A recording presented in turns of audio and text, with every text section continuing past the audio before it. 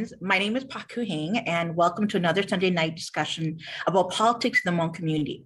I'm joined this evening by my co-host, DFL Senate District 67 Chair, Terry Tao, and State Representative for House District 67B, Jay Shone. Hey, Terry. Hi, Jay. Hey, Pak Koo. Hey. So as many of you already know, Terry, Jay, and I started this weekly show during the 2020 elections to combat political disinformation that was being spewed into the Hmong community. The goal of this show then and now is to build a vibrant and resilient political consciousness. And we think one of the best ways to do this is by exploring important community issues to better understand them. So far in the United States, we are fast approaching over 1 million deaths due to COVID and over 81 million people infected. COVID has certainly taken its toll in the Hmong community, especially affecting our elders, who are really the guardians of our cultural norms and institutions and rituals.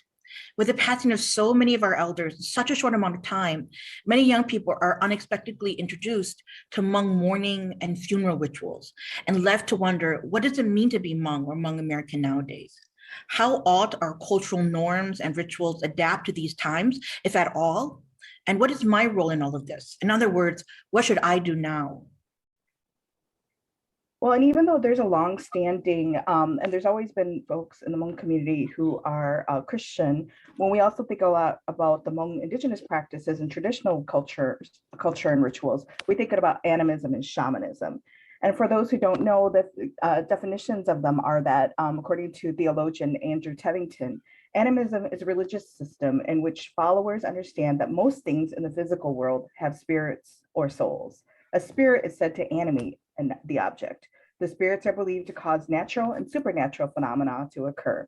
And shamanism itself is a religious system in which a shaman, also known in the West as a medicine man or woman, serves as a medium between the spirit and physical worlds. The shaman normally helps others communicate with spirits, including the spirits of dead ancestors. Shaman could be a man or woman, or someone who is maybe two spirits too, right? So just wanted to give folks a little bit of context and background about the community and the religion. Right, thanks, Terry. So tonight we are joined by an extraordinary guest who is not only practicing and teaching folks about Hmong shamanism, he is re-examining and redefining it for this place and time. Tunza Billy Lau is a traditional Hmong shaman who has practiced holistic healing and spiritual consulting for over a decade here in the United States and in France, Southeast Asia, and Australia. Billy is also a blog writer and content creator on his social media platform called Hey Billy, and teaches and educates on Hmong historical traumas, culture, art, spirituality. Most recently, he finished teaching a class just for Hmong women on the fundamentals of traditional Hmong beliefs and customs. Welcome, Billy. Hello, everyone. It's nice to be here.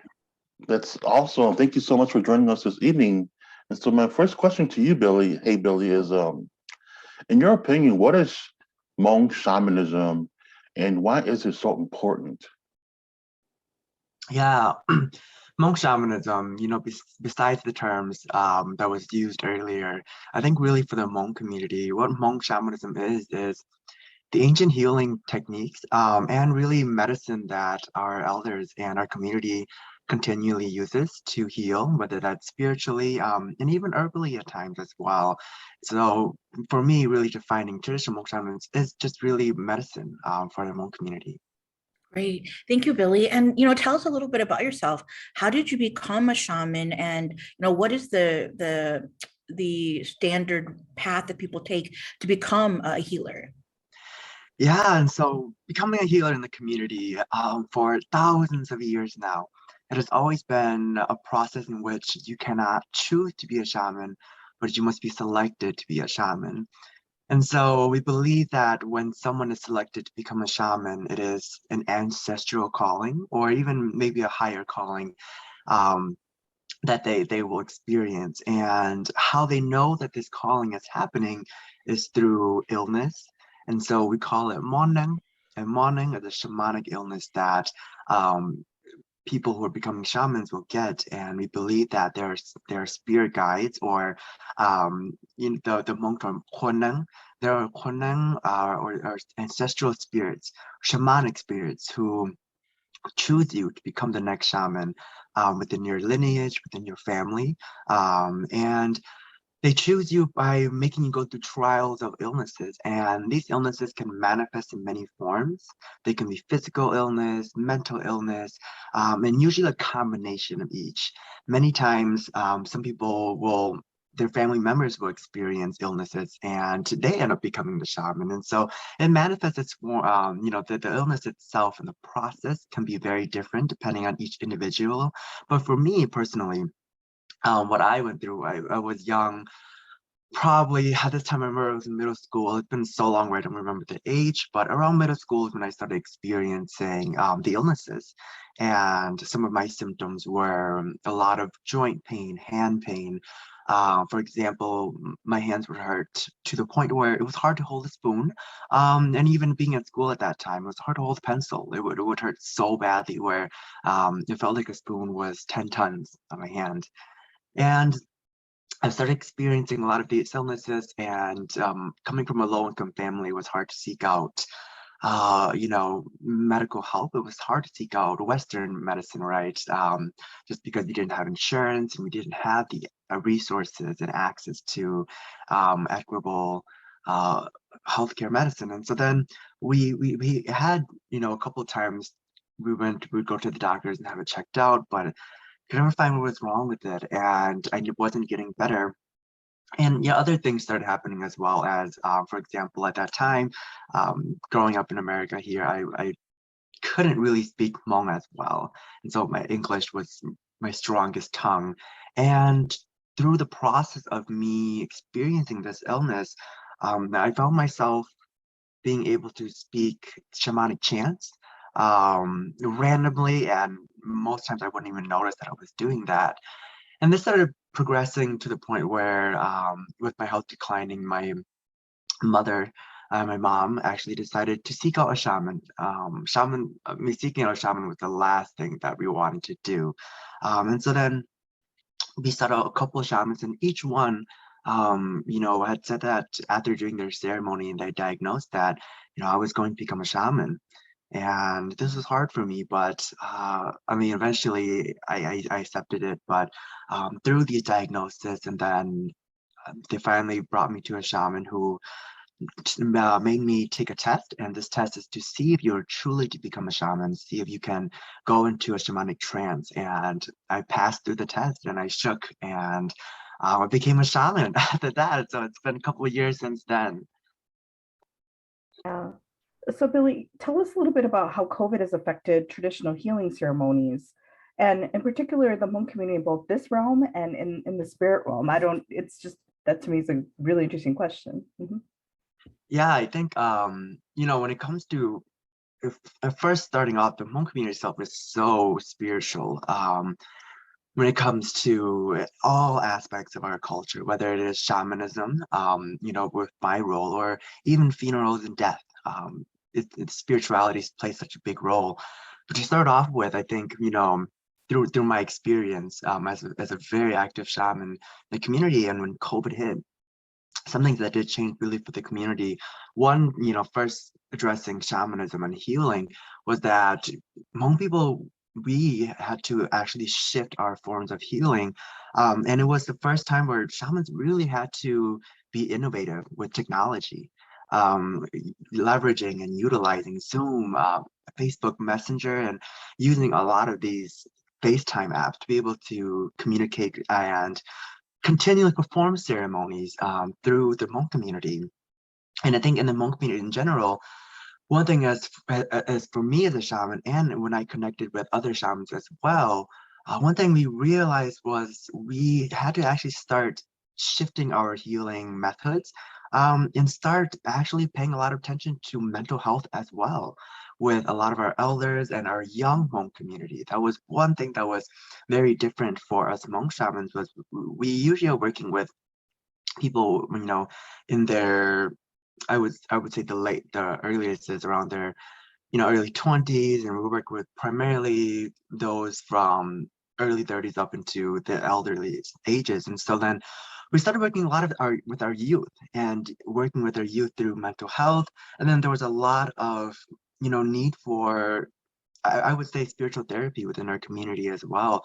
With the pandemic, with seeing death, many of our elders had come to us because they were experiencing PTSD, with relating. They were taking the feeling of the feeling of losing everything, the feeling of desperation from the pandemic, reminding them of the war, reminding them of past traumas of losing their home. The when everyone was trying to grab rice and buying rice, this was something that triggered many people to seek out shamans, saying, I think my spirit is now Doshia, and it's back in that, maybe it's being triggered. They're having dreams of war, and it was a lot of having to shift our practices.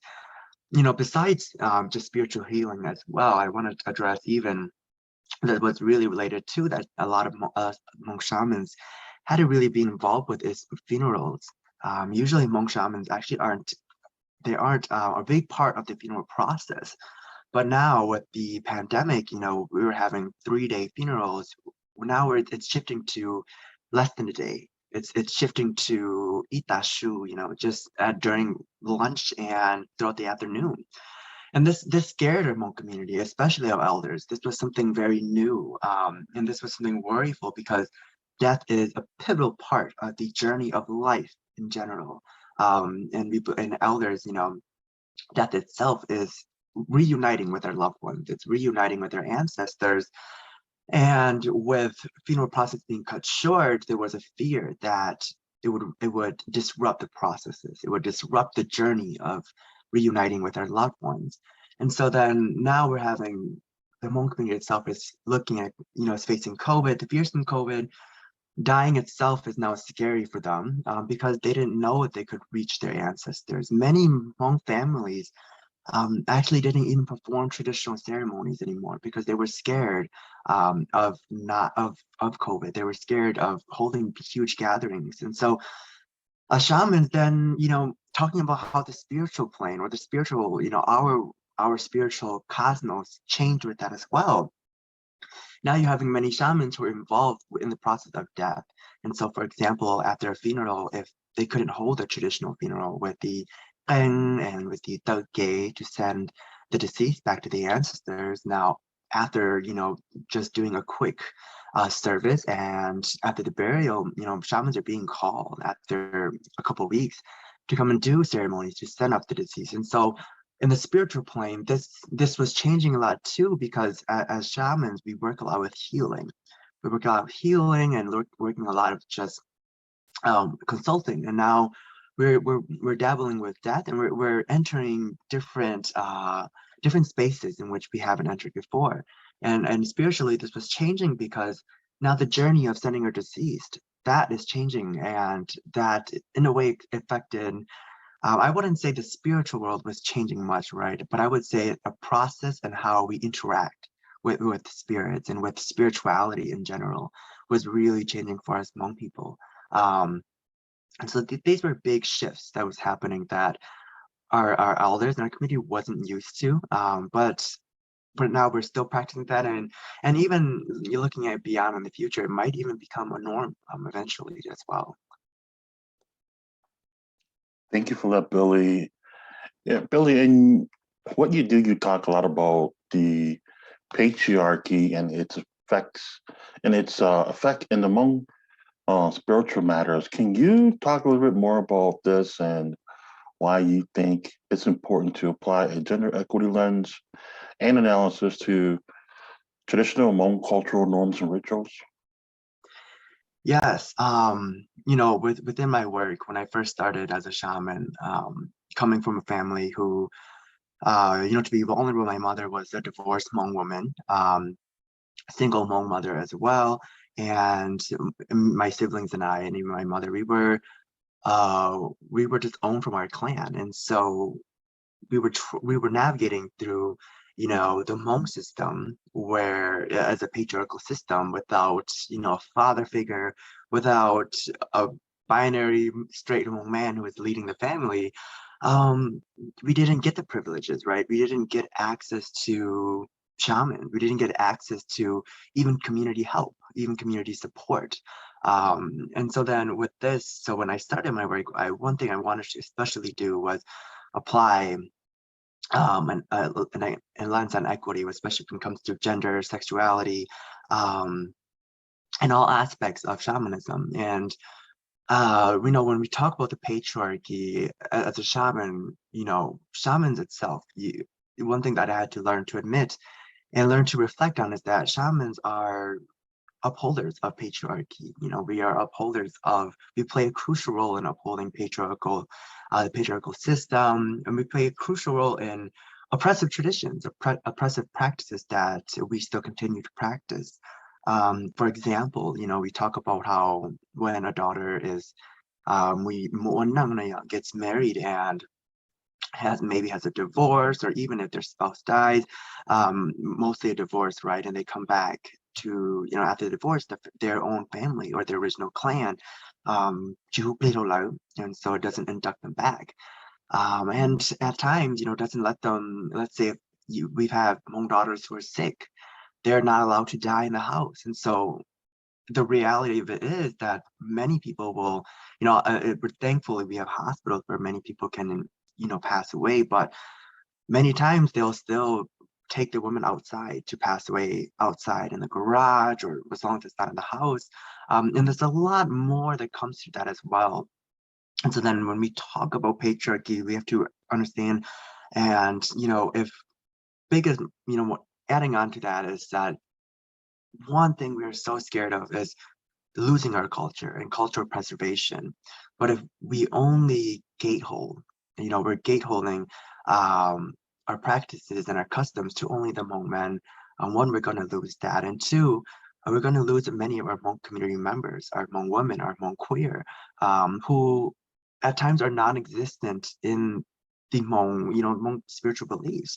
For example, when, going back to when Hmong women, if Hmong woman is divorced, if their, husband's clan doesn't own them and their own original clan doesn't reclaim them back, then they are non-existent within the spiritual plane, meaning they don't have a last name.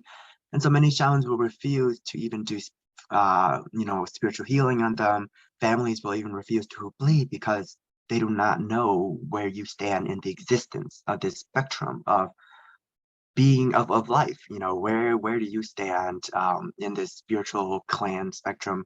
And when you don't have someone, then you are non-existent, and this causes many people to leave, and causes many people to actually develop hate. And you can't really blame them for that because they're shunned out of the clan system. And so there's a lot of having to reflect on with what we practice, what is spiritual and what is patriarchal. What is something that, we practice that is part of our spirituality, and what is something that Li Monghai is, people are creating? What is, a systemic system? What is a systemic construct or a social construct within our cultures? And so, I know I faced a lot of backlash when especially speaking out on this as well from our higher Hmong community, even from our elders, but there's always points in which we need to reflect on. For example, in the community, I think especially for the Hmong community, the most recognizable object or tool to us is the quen. The quen is recognizable, and it's the most distinguishable tool throughout the whole globally. What identifies Hmong people as, really being Hmong is the quen. Although language has changed, art has changed, the one thing that has not changed within all Hmong communities is the quen. But it's primarily left for Hmong men. It is primarily left, and it is gate-held for Hmong men. But when you look at it historically, it was created by Hmong women. The songs and the quen, the tool itself. And so then looking at that and reflecting, and then when you say that quen is only for Hmong men, the spiritual aspect is only for Hmong men.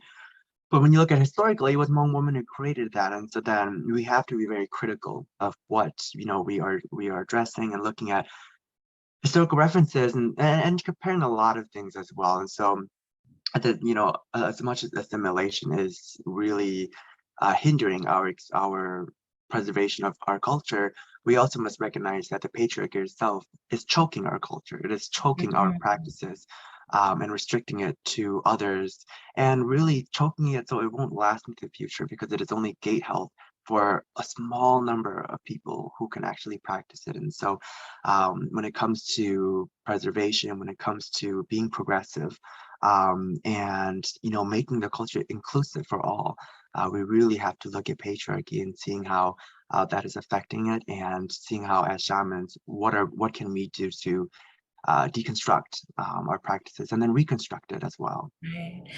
Billy, you offer such an interesting example, right, of us saying, well, you're divorced, and Hmong culture, for example, if I'm a Hmong woman, you're divorced, and because of that, we can't bring you back into our clan. And it sounds like you're saying that, some people may think that that's our tradition, but that as a shaman yourself and someone who goes into the spiritual realm, that in itself is not true, right? That shamans can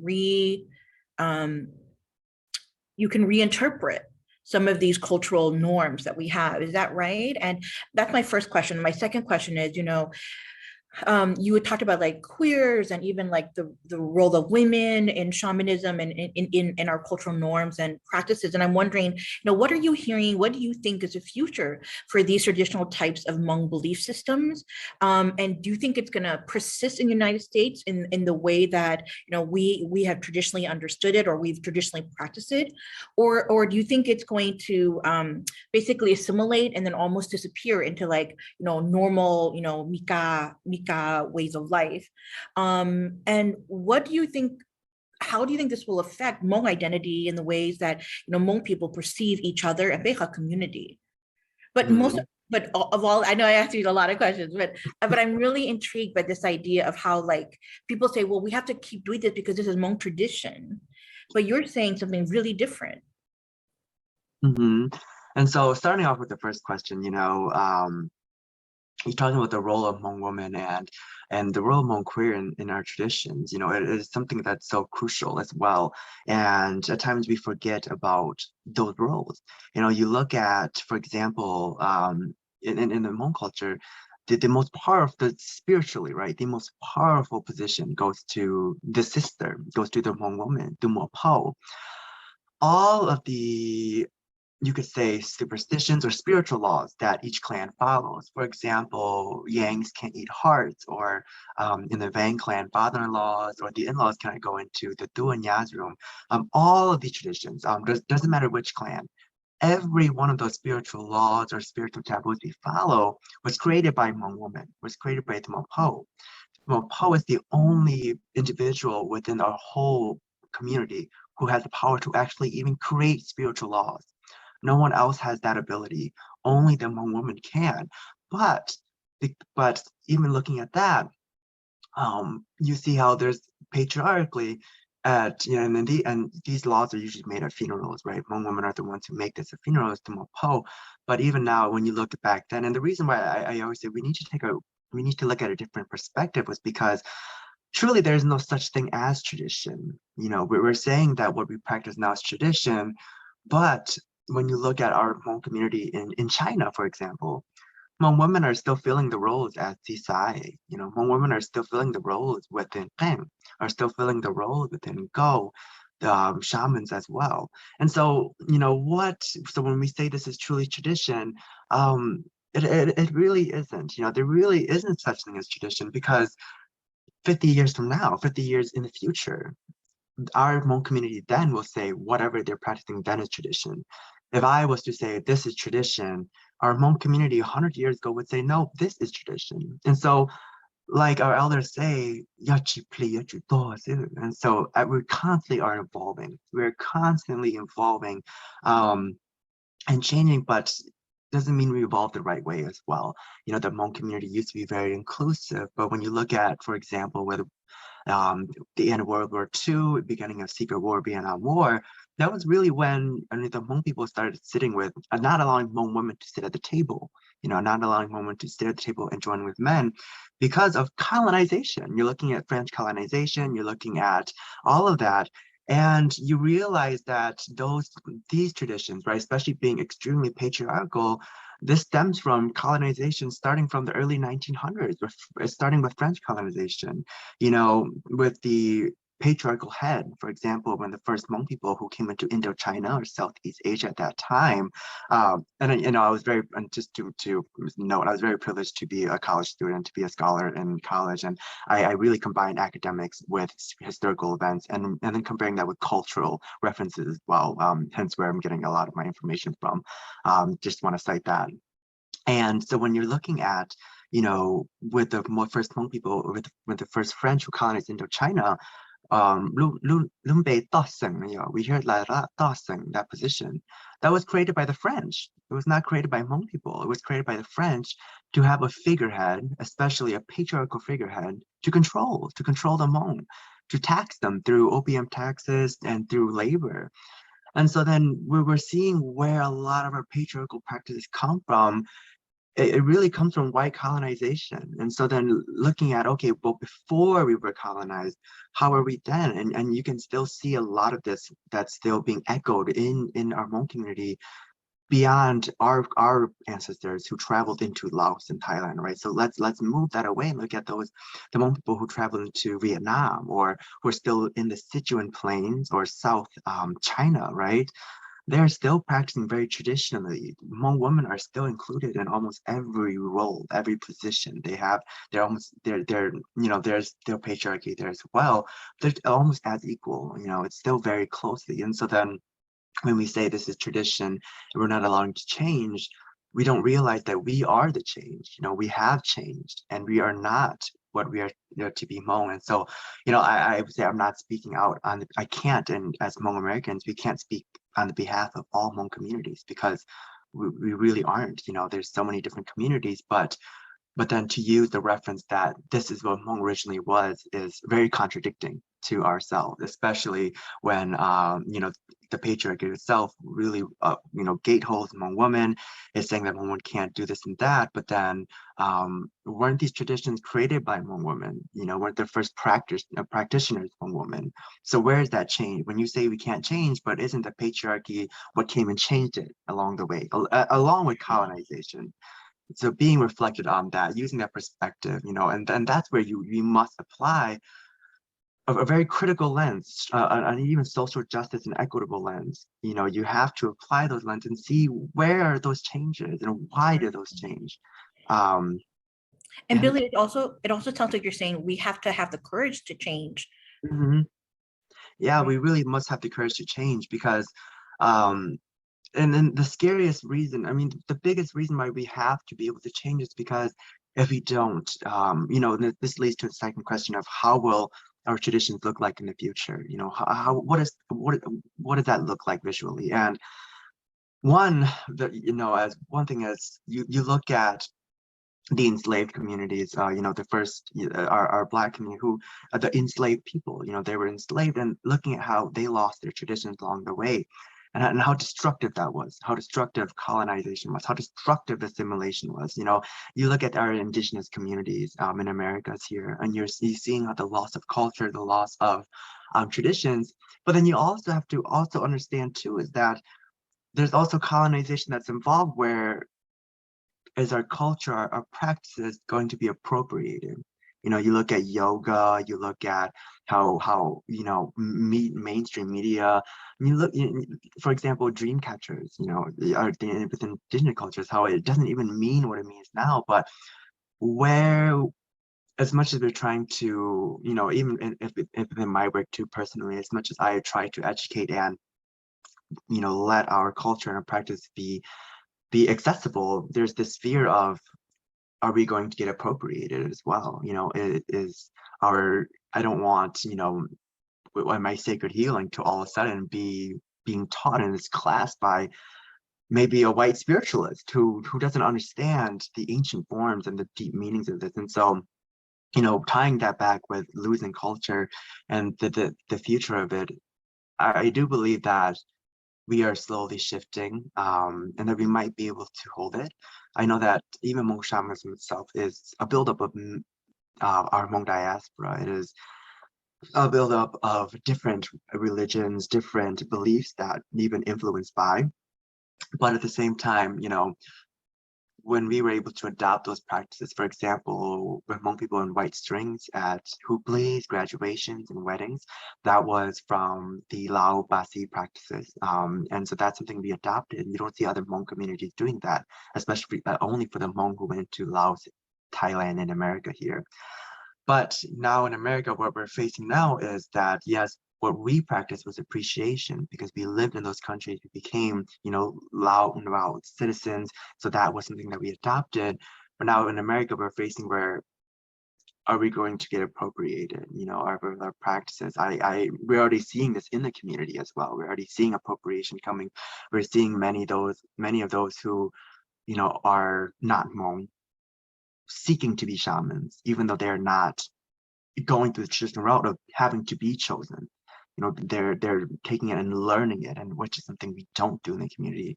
And so the future of it, and then just going back to our Hmong community in general, I do believe that we will be able, and we're seeing the shift in the community. When I first started as a shamanism itself was so unknown. Not a lot of young folks practice it, but now we're seeing with social media and especially with the pandemic, we're seeing that shamanism has become mainstream, actually. Shamanism is now being recognized as a resource. It is being recognized as medicine, especially with the society itself becoming very spiritual. People are shifting from being religious to spiritual. And so then and this has really helped shamanism and Hmong animism become preserved and embedded into our youth at the same time. But there's still a fear of, over time, are we going to lose it all? For example, our new shamans who are practicing now, a pro is that our practices are shifting to fit the new illnesses, to fit the new struggles that we're facing now. For example, many practices are being shifted to focus on mental health, in which it's very good for our community, but at the same time, we're not using the Hmong language as much as we do anymore. For example, Kagong is so rare, it's not used, and Kagong is ancient Hmong incantations, right? Spells, and Kagong is the ancient Hmong language. And so then that ancient Hmong language that we use is no longer being used. And so those are one things that we're losing. And I think a fear of mine is that within 50 years, through assimilation, that what we practice, the shamanism we practice, will still be Hmong shamanism because they're practiced by Hmong people, but it will, and I feel like that aspect will just be tied to identity, but the practice itself will be an assimilated version, and through the assimilated version, we lose history. We lose the historical traumas that is embedded within Hmong shamanism. And just to end it off, and the reason why it's so crucial is because when Hmong shamans we practice on our ceremonies, for example, we'll call upon our spirit guides, our Khoneng, and we'll dress them in armor, we'll get them weapons, we line them up in front of us, and each one has their own position. There's a general. And when you look at that historically, it is Hmong people who have taken our traumas, especially with the rebellions in China. And because we weren't allowed to tell those stories weren't allowed to be spoken. And many of our scholars were murdered, were killed, were executed because they knew this knowledge. Our Hmong folks took that trauma and embedded it into funerals, into shamans. And now when we perform ceremonies and we still, in a way, reenact those traumas, it is very empowering because Hmong people have learned to use those traumas and turn it into healing. And so if we lose that, then we lose a big chunk of who we are and why we practice and how we empowered ourselves by taking our own traumas and creating it as healing, as medicine. So Billy, just before I ask my next question, I'm really fascinated. This has been a great discussion and I'm learning things I didn't know when I'm an older person. So thank you for, I'm just learning a whole lot. I'm curious too, what I'm also hearing is like people are doing more like transactional, like shamanism, like Hmong people. My mother and aunt were telling me about this. And so we are starting to see it like evolve in different ways too, right? And so it's super fascinating. So take on that, and then I'll get to my question. But yeah, have you heard about that as well? Like very like transactional, like real stuff I'm Mhm. not used to, going to a Zineng or Nianeng for, right? And so, yeah. Yeah, a lot of that's Mhm. happening now too. For example, Yeah. there are many readings, you see many Hmong shamans who are on Facebook Live, and they are, are on Facebook Live, they're doing live readings, PayPal, Venmo, and you can, in a way, there's pros and there's cons, right? And so I'm gonna first use like an elder comparison where elders will be saying, "Xinyan this is different. Hmong shamans should be working, for free. They should be not charging, or I don't know why they're out here seeking ceremonies." And these are some of the criticisms, right? And this is generational clashes, right? And then being in the middle, I looked at many, and also at the same time, but there's pros because now, um, especially living in a capitalistic society, when we don't put value on our practices, then it's not valued. For shamans to not, for example, shamans not asking for money at all. Yes, this is something that our elders are very against, but when you look at our situation and our current political climate, looking at how we live in a capitalist society where we don't have time. Time is money. And so then if I'm going to be investing in being a shaman, being that resource that acts and being accessible to the community, we need that support. We need that, need that financial part of it, that financial piece to lift them up. And so many things are becoming transactional. There's pros and there's cons. There's a lot of biases as well. And who knows what is going to be the best, but one thing that's happening is too now you see shamanism become a little more sustainable because it's becoming more transactional, and it's becoming sustainable again because we are in a capitalistic society. If we weren't in a capitalist society, maybe it wouldn't be sustainable. And so I'm seeing us in a way, it is shamanism trying to thrive and trying to survive at its best. Fascinating. So speaking of surviving and thriving, I'm aware of actually younger folks such as yourself who are increasingly being called to this work, right? And so, and what does that mean for this next generation? Do you think it'll look who are being called to this work? How I know we talked a little about the transactional work right now, but what do you think is going to, or maybe based on people I know a lot of them are trying to study under other teachers, but it is tough because again all the things that you've mentioned today. Yeah, it is very tough. I do not think it will look like what it looks like now. And this isn't a bad thing necessarily as well. For me, I practice a very traditional shamanism. I practice from a lineage that is thousands of years old, hundreds of years old. And I practice like how our elders practice, but we're seeing new shamans rising now. The traditional way of, bells and hour-long ceremonies and animal sacrifices, we're not seeing this as prominent as it used to be anymore. And I do think that with this, a lot of our young folks being called to become shamans, one, I think it's our community really seeking out spirituality, recognizing that spirituality itself is crucial to health, right? And two, it is also this new age of Hmong generation, or the Hmong generation now, really seeking for their identity, really seeking. We're seeing a lot of people who are turning to Hmong shamans because they can relate to it so much more. It resonates with them and it empowers them. And so it is a shift of not just spiritual perspectives, but a perspective of identity. We're seeing as the Hmong community is becoming more progressive. The Hmong community is now really applying an equitable social justice lens that they're turning, and they're seeing how powerful that Hmong shamanism is. But looking at Hmong shamanism in the future, how it's practiced, going back, I do think we're going to lose a lot of our ancient practices, a lot of our very poetic and our very, you could say, older traditional style. But one pro of that's going to help our community too with new shamans, new forms of practices, is that we're incorporating practices that is of other cultures. You look at it when Hmong people first really got influenced with Buddhism, whether it's Chinese Buddhism or Lao Buddhism, and how then we incorporated the Eightfold Path or Nirvana into our reincarnation cycle. And so now as Hmong people believe that nirvana is a part of the reincarnation cycle because of that influence. And now when we're in the States, we have influence from other religious beliefs as well. America being a place where tons of different beliefs come, different immigrants and refugees, we're combining all of those spiritual aspects. And I believe it will be very helpful for the community because, like I said, again, shamans have never had a way, we have traditions and practices to help with mental health, but not directly, right? We're very around the bush with it. For example, mental health itself can be very taboo in the community. And we see new shamans now who have practices that's built just for mental health.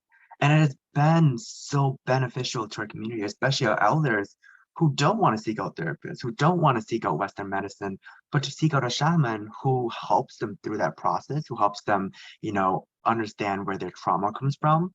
It has been, so progressive, so beneficial. And so although the practice I practice now it is a dying practice because it's not sustainable, being able to grab, do a whole feast or gnaw, all this stuff, it is not something that we can really move with in a sustainable way. We're seeing more sustainable and equitable practice being created. And so it has its pros and cons, but we must evolve to be able to sustain ourselves. Great. Well, Billy, I have a question for you. You've been talking a lot about lineage and talking about even, like when the woman, maybe she's returned to her family or her clan or, just young folks changing. And I'm wondering, we're seeing in our community a rise of folks who are marrying outside of the Hmong community, right? And so what does this mean spiritually? Let's say, for example, if like I marry someone who is not Hmong, can we still hoopli for our kids? Or like if something happened, could our kids still, could we still participate in a shamanic ritual, even though my husband doesn't have a Hmong clan, right? So how is, biracial marriages or families, how is that dealt spiritually then in the context of shamanism? Yeah, when you look at it now with it, I would say most of those in a biracial relationship, and I want to really state this with Hmong women who are in biracial relationships, because Hmong men who are biracial relationships or marriages, they don't face this issue as much. I would say because they have that clan, most times they don't face this issue. I've never, within my 10, 11 years of doing this, I've never actually, and maybe, I'm speaking just from my experiences, but, I've never met this. I've performed many ceremonies for those men who are in biracial relationships. This is never an issue.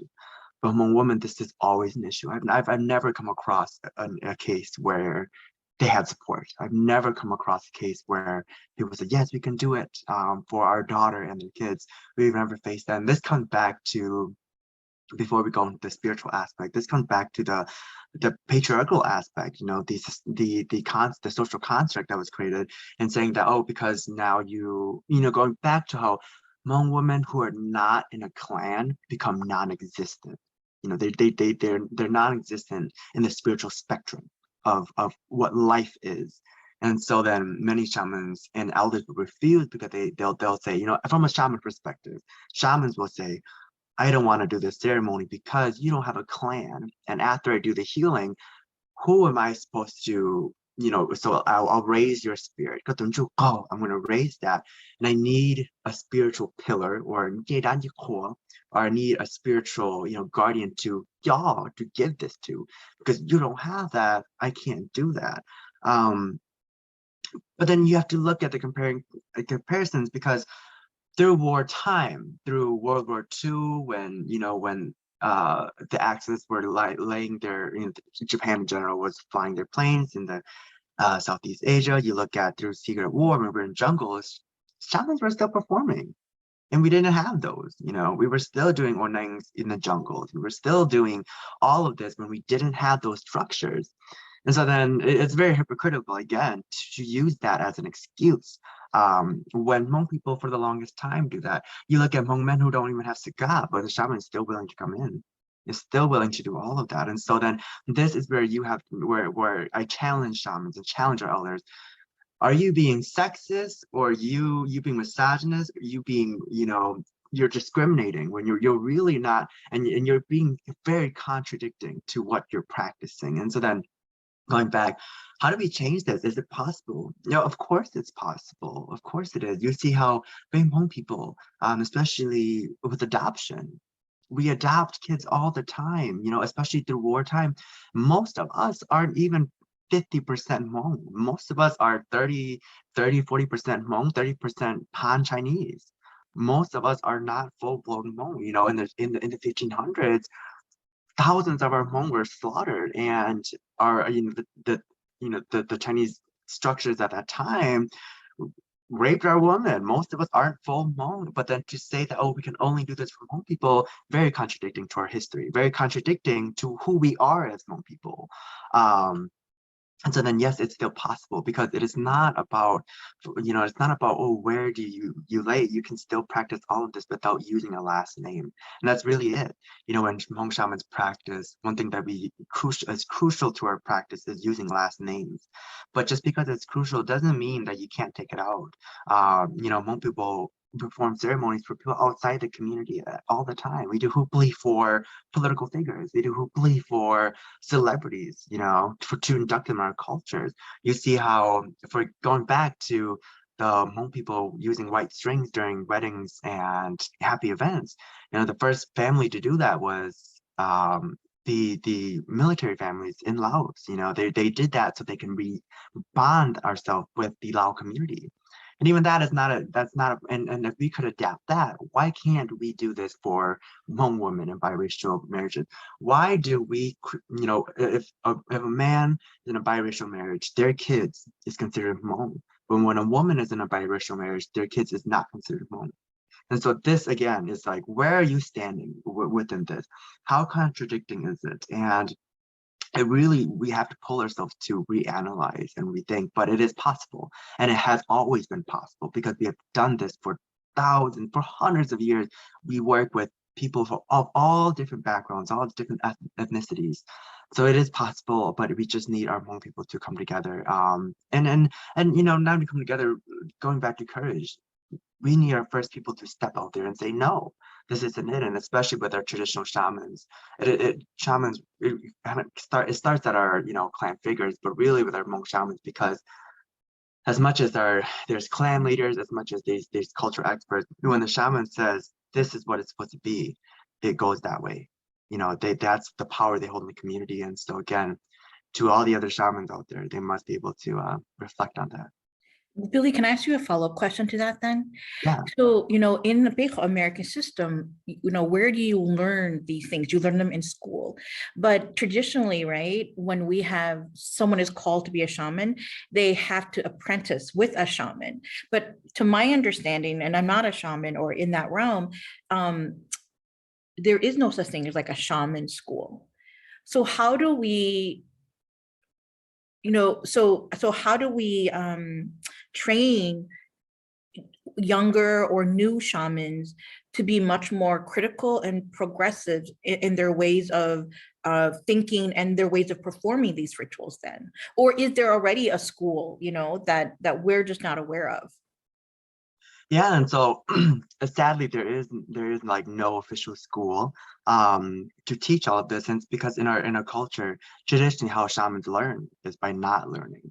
So for example, and this itself is not sustainable, but this is how how we started, and this is my vision, and why my mission is to really advocate on this.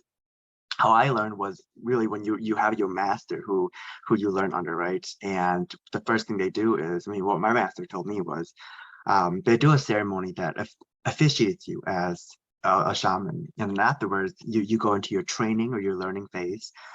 And my master told me, I will see you in a year. Good luck. You must learn everything by yourself, because you must learn through the spirits. And it is very hard. And that's what our ancestors have done for years. I didn't think I could learn, but I eventually did.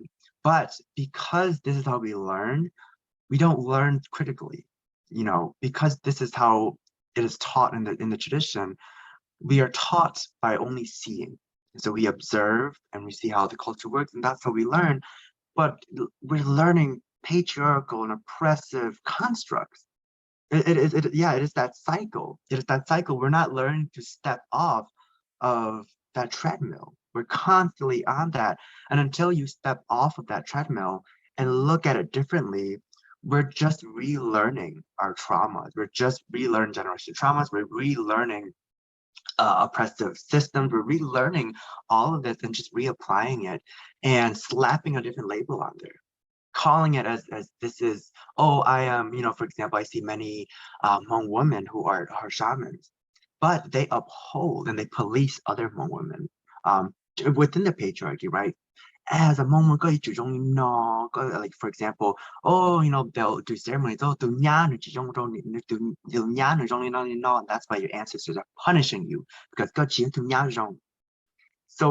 but as a shaman, if you can step in that role and say, tell the ancestors,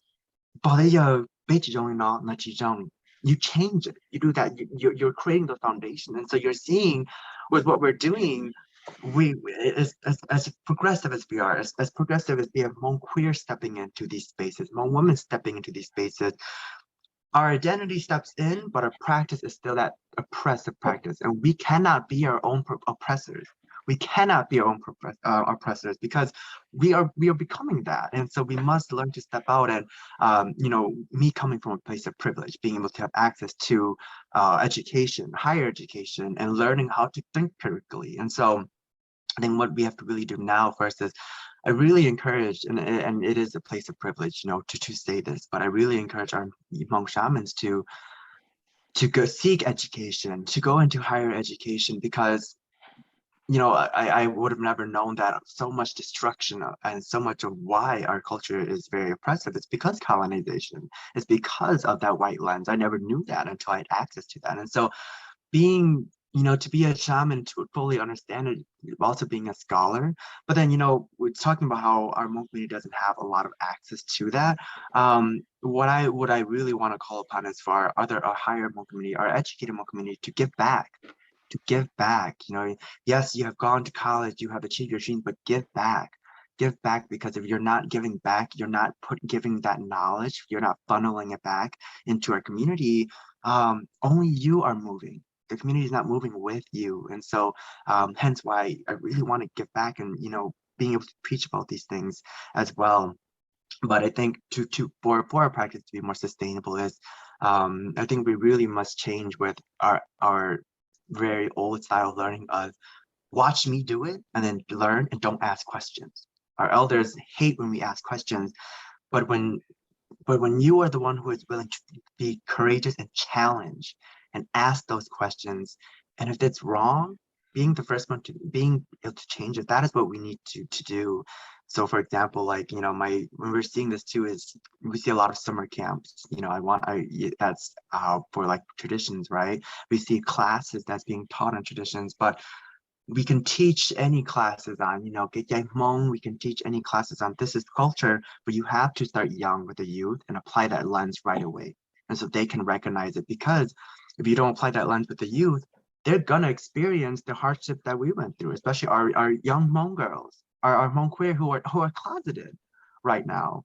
They need that empowerment. And so, starting that young, applying that lens right away, I think if our generation starts doing that, not just our generation, but the community as a whole, if we start doing that, I believe that it'll be much more sustainable and much more equitable. And I think everyone can find a place.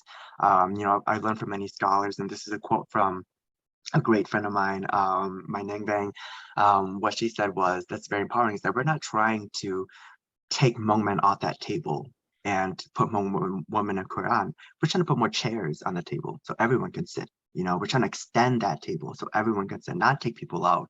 And so for our Hmong community with fragile masculinity, this is a call out to y'all, make room, and take a step away and make space, and be quiet and listen sometimes too.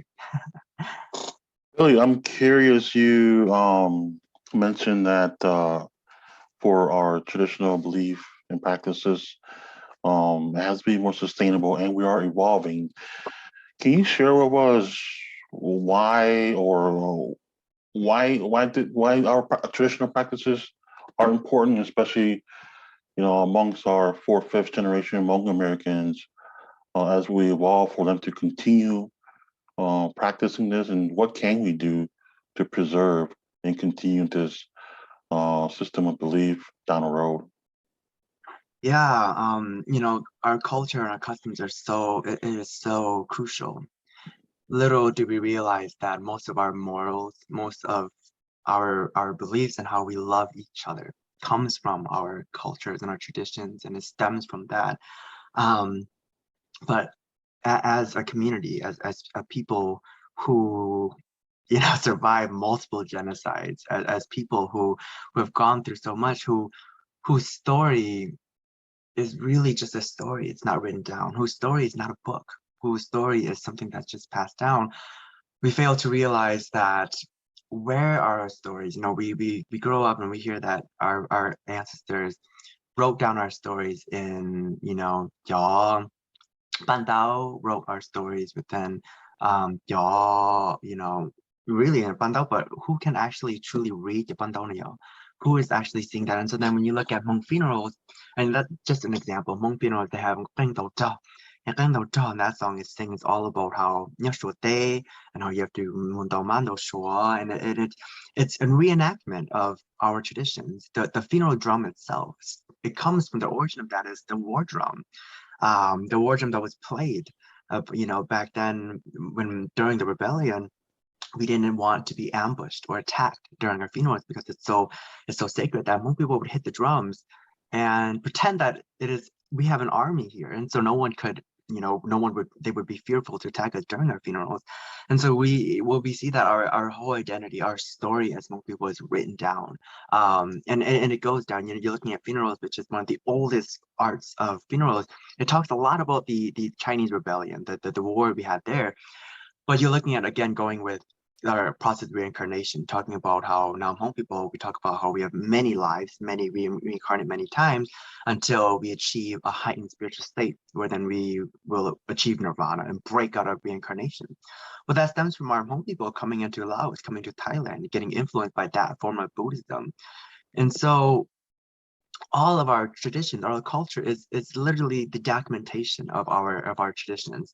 We talk a lot about back then, go into or Adam and Eve was never so prominent in our stories. Back then, we always used to say that Yosho, or God, when created us out of metal and copper. But now in the States, we talk about how Yosho created us from the rib, right? And that comes from the Western influence. And so now we practice that, we preach that within our traditional Hmong shamanism. So you can see that every one of our cultures, all the aspects, is a timeline. And when you look at it from the Gary picture, you look at the whole picture frame itself, there's a whole timeline of our cultures, of our diaspora, of our journey. And so it is crucial to hold on to it, because then through looking at it from a bigger perspective, bigger picture, you can see our journey. You can see where we have come from, and find where and see, in these hard times, how did we empower ourselves? What did Hmong people do during this time to heal themselves? Because then what we fail, what we'll recognize too is that our resiliency, our determination stems from that. We channel it through our ancestors. We channel it through the different experiences we've had. Hence why you see how shamanism itself is becoming so much more mainstream. You see video games, PC games based around, shamanism, art itself is so much. Shamans are being depicted so much. Hmong music, look at all the Hmong music that's been coming out, and how much has shamanism been a part of that. And that is because Hmong people are reflecting back on their identity, and it's not just the healing aspect, and it's not even a big religious aspect. In fact, it is much more of an empowering of, this is my identity, this is where my people come from, I relate to this so much. And so it is crucial to hold on to it, because look at how much shamanism is actually being able to hold on. And so to just end up there, our language is something that we're so scared of being lost. But look at how Hmong music is taking our language and preserving it. But looking at how shamanism itself is big pivotal part of making Hmong people come back. They see the shaman, they learn about shamanism, and they create art, they create media. And within that art and media, they start using, the language, right? And one of the songs that's great, they said, this is a shamanistic chant, and you're seeing it's being used in media and music. And so it is an anchor to keep bring us back to who we are as a people, whether that's language, culture, or even expression. Okay, well, thank you, Billy. We'll go to and we'll go look at Lunyong, Dokong, Kuha, Pankuha, Terry, Mono, Jana, Signi Chance, Production Shark, and Metal Jacamo Melu, Kalunyong, Dokong Bay, Mono, Nuno Bay, Shitang, Sao, no see, your Tita de Jacano, Pema Jacan, 多謝 Mr. Tatlo, Sinji Lona.